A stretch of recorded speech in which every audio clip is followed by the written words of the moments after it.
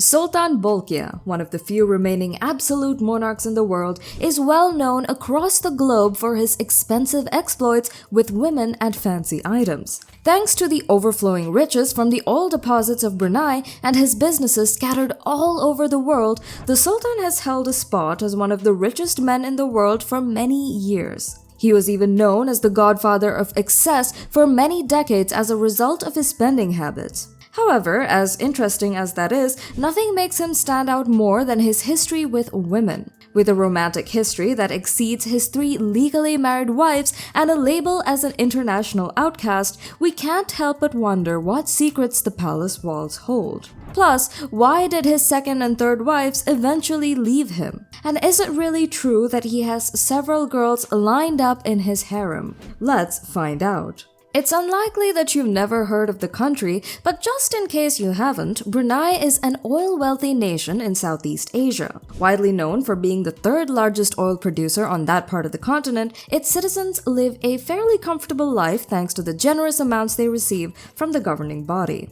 However, if there's another thing Brunei is very well known for, it's the fact that the country appears to be under the rule of bad boy Sultan Bolkiah. The Sultan has always been known to have expensive taste. Being the ruler of such a wealthy small country, it's no surprise that he not only boasts an impressive $5 billion private car collection, but also has a very big interest in women. Sultan Bolkiah was born as the eldest son of Sultan Omar Ali Saifuddin III and Raja Isteri Pengirang Anak Damit. He ascended the Bruneian throne as the 29th Sultan after his father randomly abdicated back in 1967. Since then, the Sultan has climbed to the list of the wealthiest individuals in the world with a net worth of $30 billion as of 2023.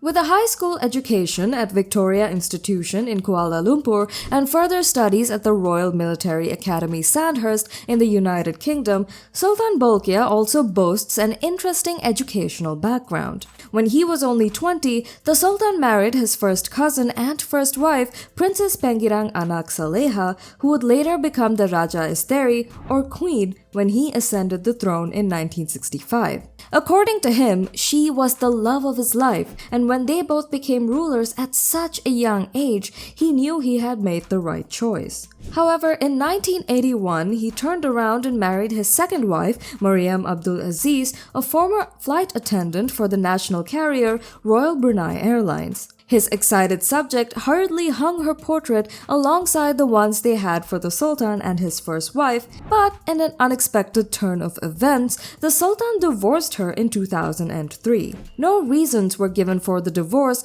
but people speculate that the king likely just grew tired of her even though they had 4 children together. Others lean towards the rumors of the rife of difficulties between the duo. Unfortunately, he never changed his mind about the divorce, and in 2003, she was stripped of all her royal titles, and her portraits were immediately taken down from the walls of business and government organizations. The Sultan's heartbreak possibly ended in August of 2005 after he met and married his third wife, Azrinaz Mazhar Hakim. Azrinaz was a former journalist and Malaysian TV3 presenter, and although 33 years younger than the king, they appeared to hit it off after she interviewed him several times. At the time, the Sultan was rather old and already had 10 children, so people weren't quite sure why he was taking a new wife, especially since he seemed so happy with his first wife. Anyway, his happiness with Azrinaz wouldn't last long either, as after only 5 years of marriage,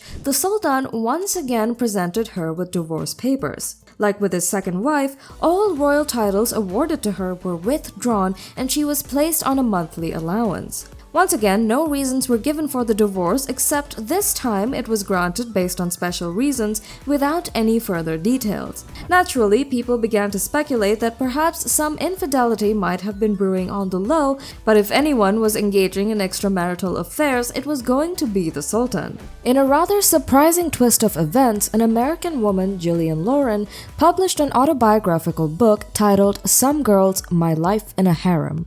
In the book, she claimed that she had undergone a recruitment process to become one of the 40 women for Prince Geoffrey's harem when she was only 18 and seeking acting work in the early 1990s in New York. Now, Prince Geoffrey happens to be the Sultan's younger brother. Just like his older sibling, Jeffrey is pretty much well known for being a womanizer. Although they appear to have had their personal scuffles, with Jeffrey once hiding in five-star hotels around the world from his brother, and the Sultan reportedly holding Jeffrey's then 25-year-old son Hakim under house arrest, the two eventually settled their issues. It began in 1996 after the Sultan's lavish party, which Michael Jackson performed at. At the time, Prince Jeffrey was Brunei's finance minister and the chairman of the government-owned Brunei Investment Agency. However, following the Asian financial crisis in 1997, his extravagant tastes became common knowledge thanks to an audit of the BIA, which saw the Sultan accuse the prince of embezzling nearly $16 billion from the royal treasury. Naturally, the prince denied the allegations, but he was eventually stripped of his ministerial role and the BIA position. Although he went into a self-imposed exile and also tried to go along with the legal battle the Sultan had begun, they eventually settled out of court. Back to the harem, in the same year, there was a long-running rumor of Brunei's harems and intimate parties. But they were, however, brought into the limelight when Shannon Marketic, a former Miss USA, sued Jeffrey and the Sultan.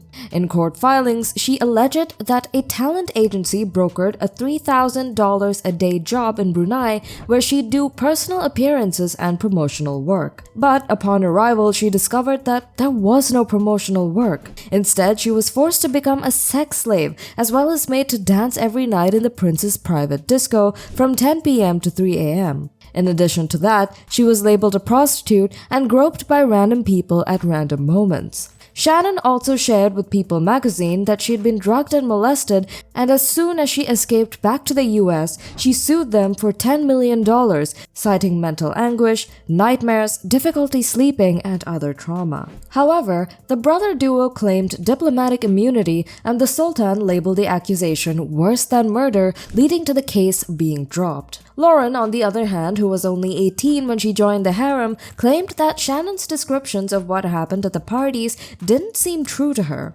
According to her own experience, all of the girls who landed in Brunei were forced to hand over their passports and never show their souls, as it was an insult in Muslim countries. She also recalled being warned to watch whatever she did and said due to surveillance and to keep her weight in check. In addition, they were all to bow to the royals, not speak unless spoken to, and keep their heads lower than Jeffrey's at all times. Interestingly, Lauren remembers that Jeffrey demanded the girls call him Robin as he found the name more American, and he seemed to have an obsession with American cars, clothes, and girls. Although most of the girls present were Filipino or Thai and quite possibly underage. Lauren also shared that she spent 18 months in the harem on and off, and even though she was Prince Jeffrey's second favorite mistress for a year, she often had run-ins with the Sultan, who she once had sexual encounter with. According to her, she was a witness to the Sultan drinking and even committing adultery. This is why when Brunei publicized that they had intentions to introduce Sharia law to the country, the entire world had a lot to say about it. The Sultan, who was 72 at the time, came under massive fire from governments and activists all around the world for introducing the Sharia penal code to the country. The reason was because the code includes punishments such as death by stoning for adultery or homosexuality, or amputation of limbs for theft, which many countries consider to be a violation of human rights. In fact, some critics say that this move, which they claim to be the most draconian form of Sharia law, is a sign of the rising influence of conservative Islam across Southeast Asia and possibly indication that the old Sultan wanted to leave some sort of religious legacy in a bid to compensate for his family's controversies and atrocities. However, many people weren't buying into the idea, especially because it seemed at odds with the lifestyles the Sultan and his brother Prince Jeffrey are alleged to have lived, including owning luxury hotels in London, Paris, and New York, and a giant luxury yacht. Jeffrey named Tits along with two smaller vessels called Nipple 1 and Nipple 2. In a remarkable turn of events, the Royal College of General Practitioners, or RCGP's trustee board, convened an extraordinary meeting back in April 2017 where they unanimously decided to revoke the Companion of the College honor bestowed upon the Sultan in 2000 2013. Additionally, the name Brunei was promptly removed from the auditorium at the RCGP headquarters in London. The board planned to reconvene the following week for its regular meeting to address the donation made by the Sultan as part of the college's fundraising appeal in 2013, along with discussing future endeavors in countries governed by the oppressive regimes. The legislation in Brunei, enacted on April 3rd of the same year, was believed to impose severe penalties, including stoning and caning for same-sex relations and adultery, sparked widespread outcry. Initially awarded for his efforts in advancing healthcare locally and globally, the Sultan's honor was rescinded due to the stark conflict with the college's values. Expressing deep concern, RCGP Chair Professor Helen Stokes Lampard emphasized the incompatibility of persecuting individuals based on sexual orientation with the college's ethos. In addition, following the spread of the news, celebrities like Jay Leno, Ellen DeGeneres, Shannon Osbourne, Richard Branson, and Clive Davis united to boycott the Beverly Hills Hotel, one of the many luxury hotels the Sultan owns. Following the backlash, outcry, and harsh reactions from celebrities and others all over the world, the Sultan finally withdrew the law on the death penalty for homosexuals. Did these secrets about the Sultan surprise you? Let us know in the comment section below, and also don't forget to leave a like and subscribe to the channel to get more videos like this.